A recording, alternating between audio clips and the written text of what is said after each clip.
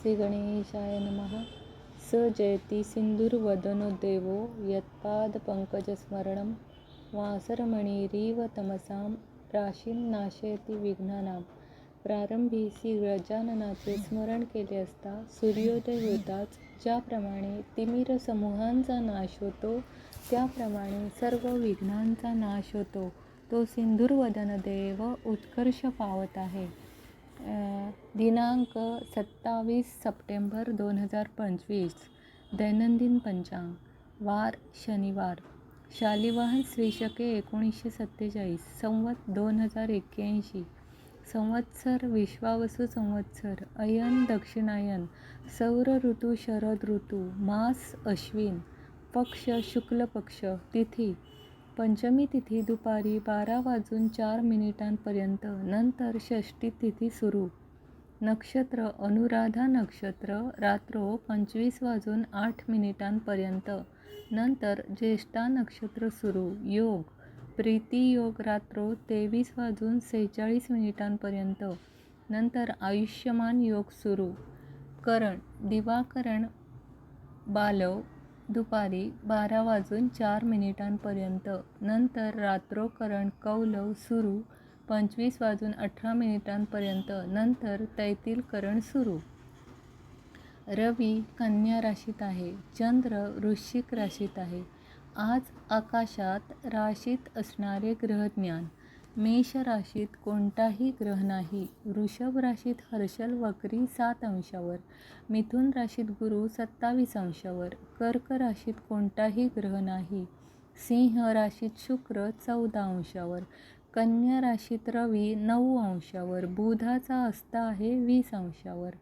तुळ राशीत मंगळ 8 अंशावर. वृश्चिक राशीत चंद्र 6 अंशावर. धनु राशीत कोणताही ग्रह नाही. मकर राशीत प्लुटो 6 अंशावर वक्री. कुंभ राशीत राहू वक्री 24 अंशावर. मीन राशीत शनी वक्री 3 अंशावर. नेपच्यून वक्री 6 अंशावर. राहुकाळ शनिवारी राहुकाळ सकाळी 9 ते 10:30 वाजेपर्यंत असतो. राहुकाळ हा नेहमी अशुभ असतो म्हणून शुभ कार्य या वेळात करू नयेत. अग्निवास पृथ्वीवर अग्निवास नाही. शनिवार हा शनिदेवांचा वार असल्यामुळे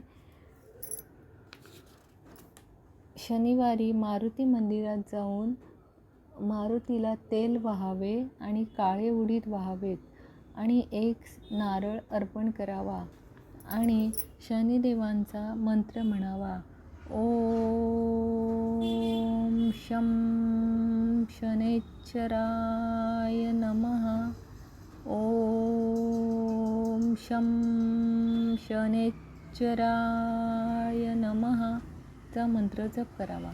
टिप: पितृपक्षात जर कुणाचे पितरांचे श्राद्ध काही कारणाने करणे राहून गेले असेल किंवा शक्य झाले नसेल करणे तर त्यांनी 15 नोव्हेंबर 2025 पर्यंत महालय पितृश्राद्ध करता येते व पितरांचे आशीर्वाद प्राप्त करता येतात.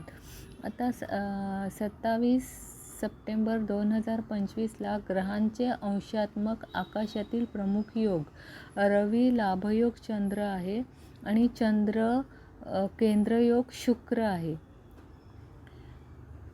दिनविशेष 27 तारखेला पंचरात्रोत्सवारंभ आहे. हस्त नक्षत्रात रवीचा प्रवेश झालेला आहे 7:07 आणि वाहन मोर आहे. 27 सप्टेंबर 2025 हा चांगला दिवस आहे. तिथीच्या श्रवणाने लक्ष्मी प्राप्त होते.